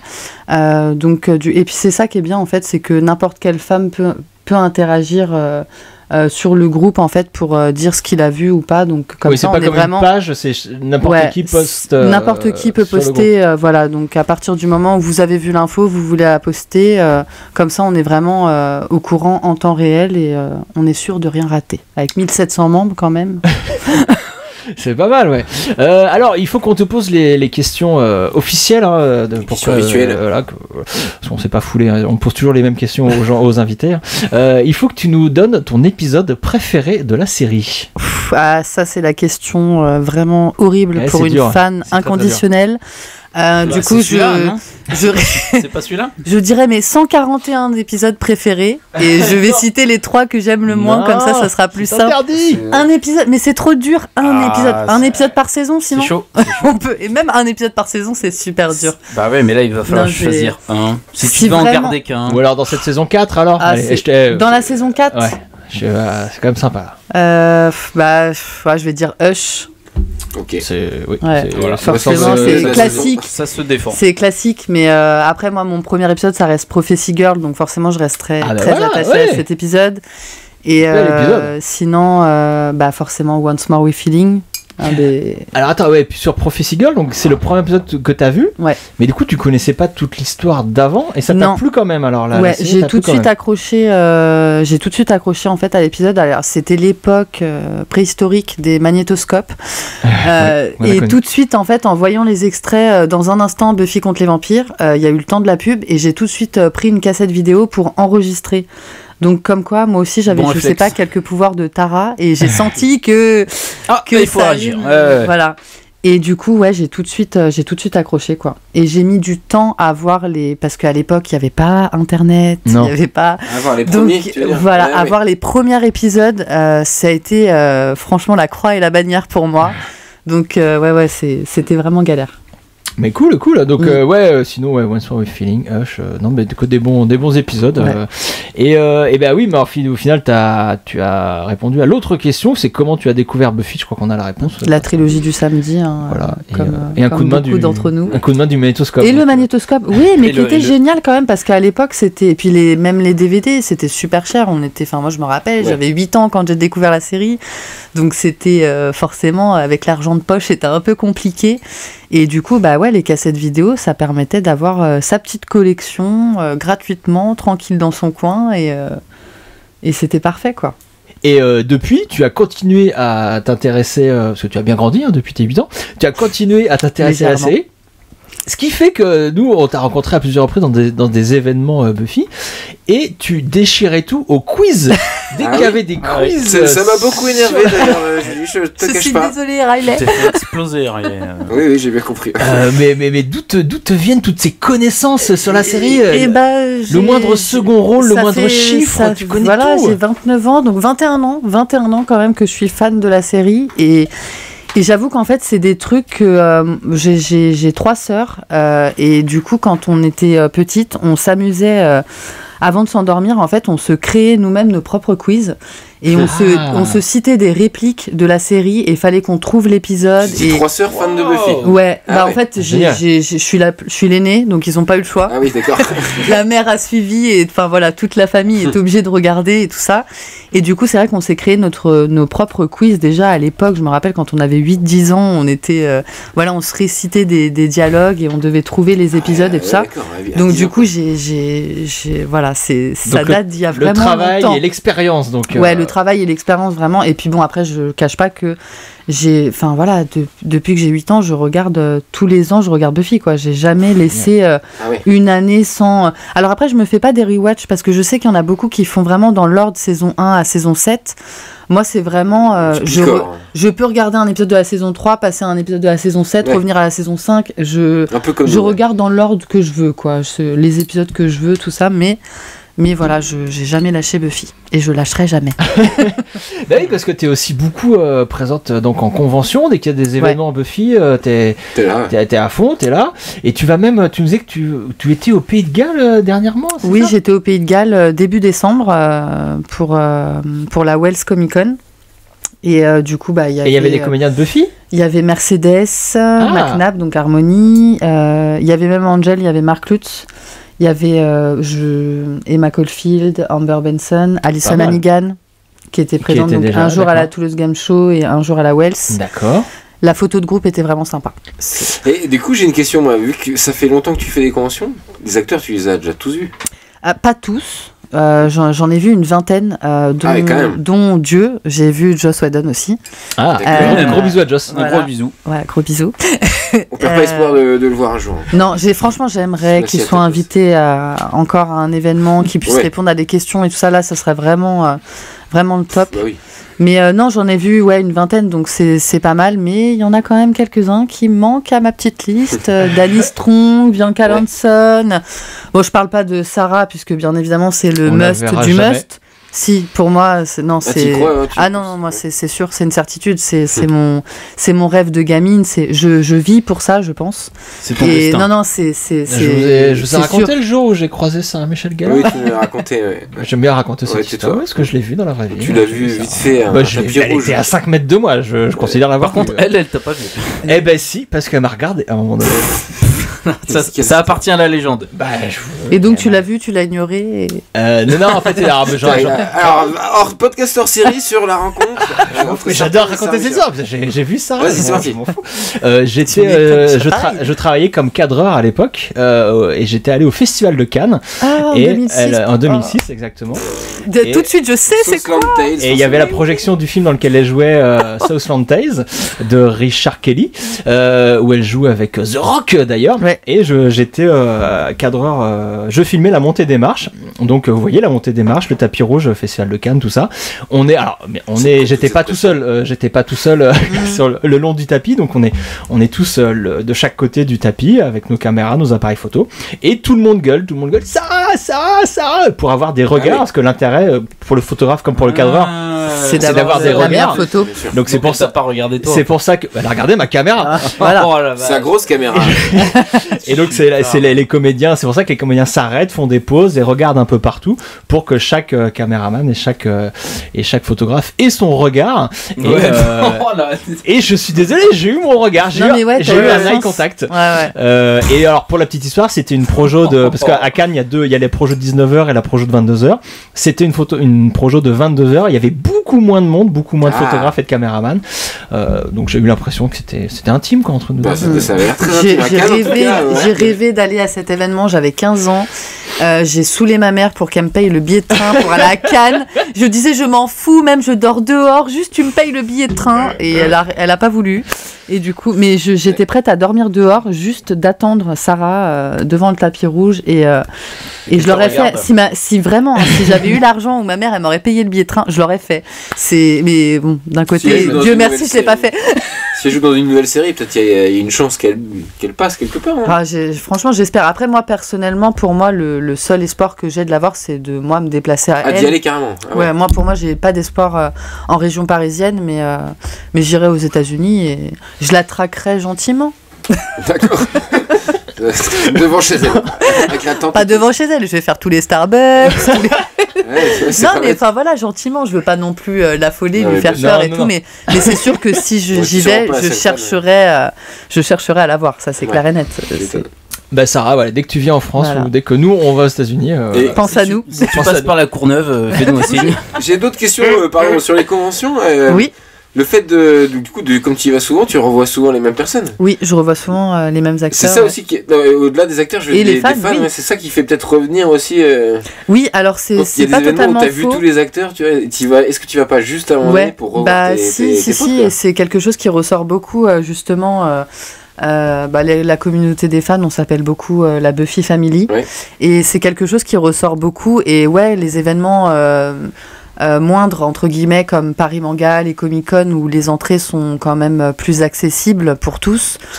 C'est vrai que là, ces événements-là, on se prive pas. Et on y retourne énormément. Franchement, à 80%, c'est pour l'ambiance des fans. Ouais. Parce que, ça fait du bien. Parce que, après, je sais pas si vous avez grandi avec d'autres personnes fans autour de vous. Mais c'était un peu la solitude. Voilà. Et j'ai l'impression que c'est un peu pour tout le monde pareil. On était tous un peu seuls dans notre bulle en se disant je dois être le seul à être fan comme ça, tout ça. Et avec les conventions, tout ça, on se rend compte que putain, non, je suis pas le seul fou. Et du coup, c'est génial de pouvoir interagir et de parler vraiment. Je vais faire encore un bon jeu de mots mais de parler en profondeur sur la série. Ah, voilà. Il l'attendait, Clément. Ouais. Donc de parler plus en profondeur parce que oui, c'est vrai que parler de la série, mais parler de toutes les analyses, de tous les. Il faut aller au fond des choses. Exactement. Il faut aller taper au fond. De comment ça a été fait, de la vision de chacun aussi de la série. De toutes les métaphores. Pas les choses de la exactement. même façon aussi, toutes les métaphores, Nat demande si tu seras à Paris Manga. Bien sûr, je serai à Paris Manga. C'est évident. J'y Bon, vais parce que je ramène ma nièce de 10 ans, ma petite Pichoun, qui va rencontrer pour la première fois les acteurs de Buffy. Parce qu'en plus, tu inities les jeunes à forcément, regarder Buffy. Oui. Elle a 10 ans, ça y est. Moi, j'ai commencé, j'avais 8 ans, donc bon, ça va. Cool. C'est l'âge. Bon, toi, tu es une invitée au top. Hein. C'est le chat qui le dit. Bravo, merci à toi. Infiniment. On va enchaîner avec si t'aimes Buffy, tu vas aimer ça. C'est parti. You're English, right? Yeah. I've seen every episode of Doctor Who. For God's sakes, Andrew, you've been in here for 30 minutes. What are you doing? Entertaining and educating. Well, why can't you just masturbate like the rest of us? Alors, David sur le chat qui nous demande combien de fois Giles s'est évanoui. Ah, ça c'est une bonne question. Je dirais une petite vingtaine de fois. 20 fois, c'est beaucoup 20 fois. Hein. Déjà, dans chaque fin d'épisode de la première saison, il s'évanouit. Il s'évanouit, il y a qu'à faire le compte. Hein. Moi, je dirais une petite vingtaine, moi. À vérifier. À vérifier, répondez dans les commentaires. Voilà, c'est ça le prochain énigme de Tonton Giles. On va faire un petit rewatch, on va compter. Il n'y a pas eu d'énigme dans cet épisode. Si, ça y est, c'est parce qu'on n'avait pas d'idée, mais là on est idée géniale. Merci David sur le chat. C'est David qui a demandé. Combien de fois Tonton Giles s'est fait assommer dans toute l'histoire de la série. Donc c'est l'énigme officielle. Merci à toi David. Riley, au lieu de raconter des bêtises. Pardon, excusez-moi, c'est rien. Riley, au lieu de raconter des bêtises, quel est ton système Buffy? Tu vas aimer ça. Oh là là, tu es très sympa, Sartman. Alors moi, je voulais pas en faire en fait. Je voulais pas faire de chronique. Je voulais juste faire une roco, comme dit Clément. Oui. Des rocos.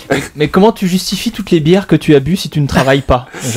Explique-moi. Ah bah c'est la rentrée, moi je suis tranquille. Ouais, tu es venu en touriste donc c'est ça. D'accord. Bah oui, c'est le type. Un pitch approximatif, pas de système. C'est la rentrée. Non mais il y a beaucoup de choses à dire ce soir. Oui non, je voulais juste, je sais que je vous saoule, enfin surtout vous deux avec ça. Légèrement. Il faut regarder Supernatural. Vous regardez Supernatural? Ah oui, oui, bah apparemment ça a l'air bien. T'en parles tout le temps. Ça vous fait chier. Moi j'ai regardé jusqu'à la saison 6 et j'ai lâché l'affaire. Ah oui, parce que à la Wells, j'ai participé à un panel Supernatural qui était vraiment génial. Avec les acteurs de la série? Et ça, avec les acteurs de la série. Avec lesquels? Alors moi je connais pas bien les noms, mais alors il y a je suis désolée si je spoil quelqu'un parce que. Il y a l'ange. Le roi de l'enfer ou je sais pas quoi là. Ah Crowley. Crowley, voilà. Okay. J'ai jamais vu, mais là le français anglais là, je sais plus comment il s'appelle. Le français anglais. Celui qui est français mais qui joue dans la série là dans les dernières saisons. Ah mais j'ai pas vu les dernières saisons, je suis à la saison 7. Un acteur. Ah OK, bah alors du coup même toi je vais te spoiler mon pauvre. Bah, toute cette rubrique sera coupée au montage toi. Si vous voulez parler de Supernatural, il y a des gens très sympas qui m'ont invité à parler de Supernatural dans leur podcast. Donc gros bisous à Faye et James qui m'invitent à parler dans leur podcast Geek en série de Supernatural le 8 février. Ah d'accord. Et voilà parce qu'en fait il y a aussi je voulais dire que le seul problème de Supernatural c'est que c'est pas écrit par Joss Whedon en fait. Sinon c'est quand même génial. C'est un beau compliment. Il y a quand même des petites dédicaces avec des acteurs de Buffy qui apparaissent. Et surtout, c'est les auteurs de cette série, c'est des fans de Buffy, c'est obligatoire. Oui. Quoi. Il y a tellement de trucs. Il y a beaucoup de références similaires. Ouais. Série héritière de Buffy, je trouve que c'est la meilleure. Et je la découvre alors que ça fait 14 ans que ça existe. Moi, d'accord, tu viens de la découvrir. Ah oui, il y a 3 mois, je ne connaissais pas. Ouais. Okay. C'est ça qui est formidable. C'est beau. C'est pour ça que je l'ai 3 mois, c'est 3 mois que tu. Voilà. D'où les 2 mails à Dopi, c'est ça. On parle pas de ma vie privée, c'est vrai, le recommander. Voilà, parlez de vos saloperies là, que vous avez regardé sur Netflix encore et toutes vos. C'est comme d'habitude à chaque fois cette rubrique là, c'est dingue. Transition parfaite parce que je crois que Clément, tu vas nous parler d'une saloperie de Netflix, hein, c'est bien ça. Exactement, une belle saloperie de Netflix. C'est une œuvre qui s'appelle The Hunting of Hill House, créée par Mike Flanagan. Julie, tu vois, je vois que tu vois de quoi je parle. Une super série que j'ai découvert par hasard, donc 10 épisodes de 50 minutes.